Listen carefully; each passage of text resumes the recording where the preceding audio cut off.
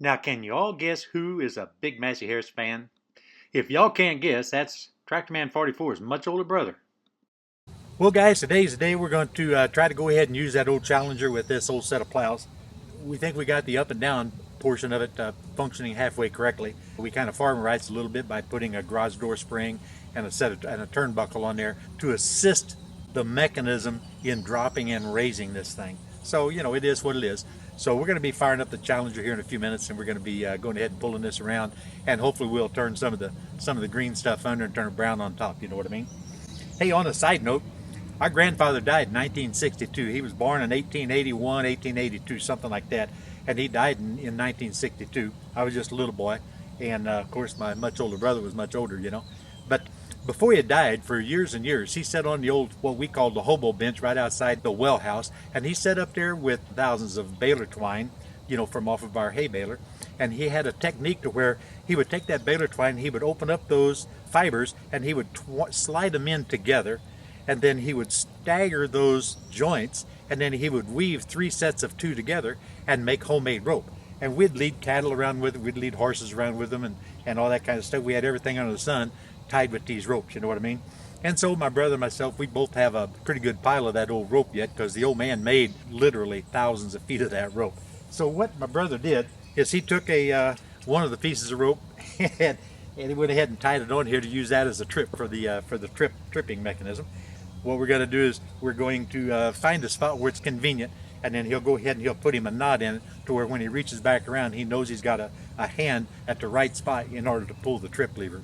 So that's just on a side note. And like I say, it's 3 layers of 2 braided together into this exceptionally strong rope. And that old man had a way of twisting those fibers, somehow or another getting them to slide together several inches to where when you would pull on them after they're braided together and they're staggered in such a way, there's no way that a man could break those 6 strands of baler twine.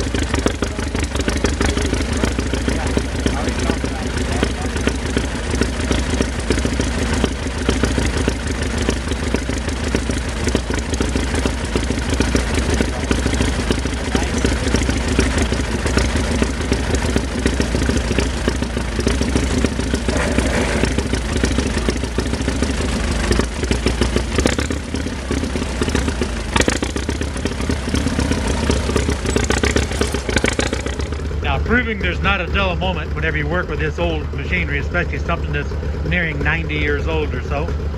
We were heading back to the woods with this old 1937 Massey Harris, and lo and behold, the seat bracket broke off. Now you can obviously see there's been a flat iron weld on it sometime in the past. That was on there, it's been on there for years and years and years, but it gave up the ghost, just about tumbled off the back end of the tractor.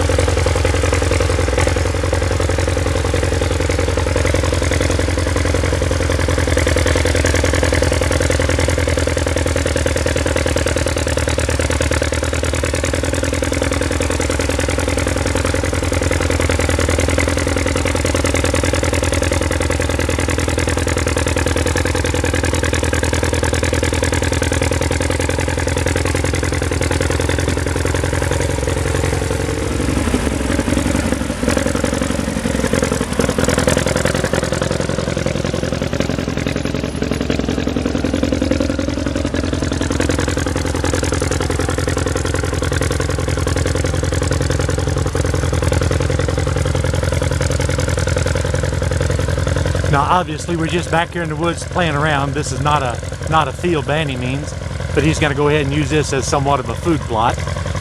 He's got an old disc he's going to come back and disc this all up with, and then go ahead and sow it by hand.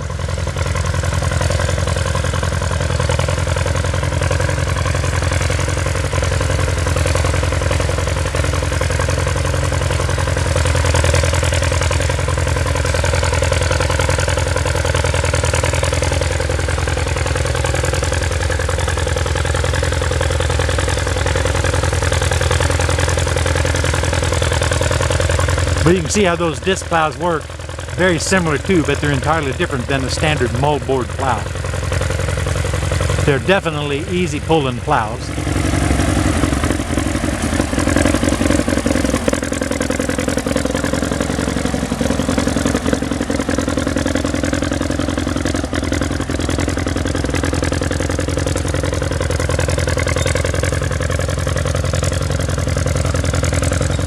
We had a couple of gumbo knolls out on the old farm that you couldn't hardly pull a moldboard plow through. You'd be down in double low, or actually in low gear with those old Massey Harris 44s, wide open with a set of 214s, and you'd barely make it over top of those knolls.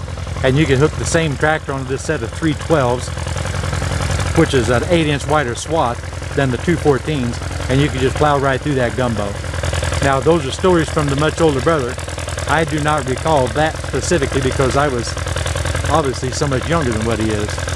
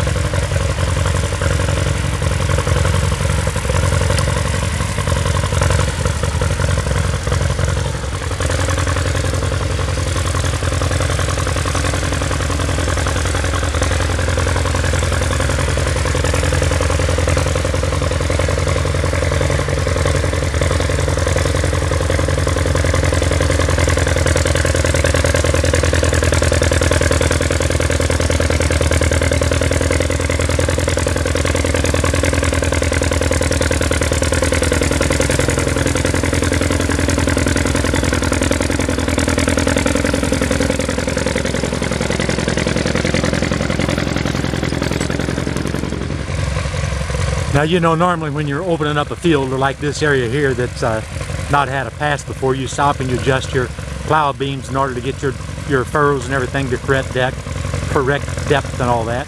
But we're not too concerned about that at this particular venture. We're just kind of playing around with these old plows. It's been 60 some years since they've been in the ground.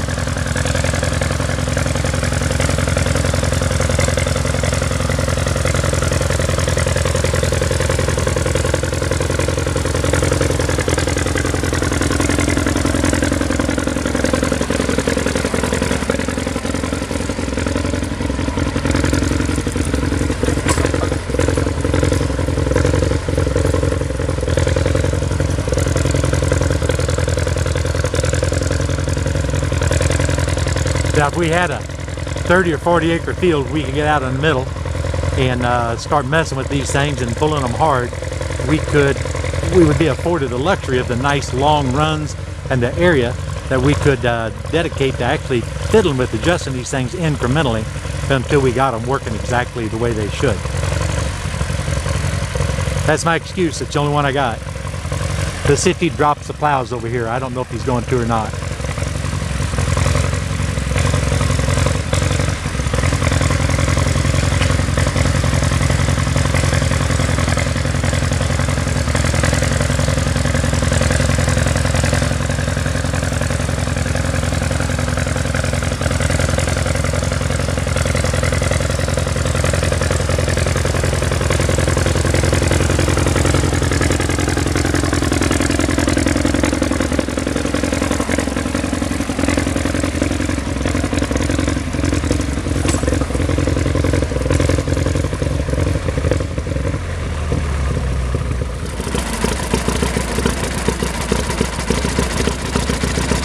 Well, guys, thanks for hanging out with me and my much older brother this morning. You can tell by looking behind me, we turned a lot of green stuff brown. Well, there's still a little bit of green stuff poking up in the middle, but it was all in good fun. We just wanted to get a little exercise on the old tractor. Been setting for so long, just used it a couple of times, and we wanted to get that old disc plow back to where it'll halfway do what it needs to do. So thanks again for hanging in there. And this Tractorman 44 and his much older brother that's putting the tractor away, and we're out of here, guys.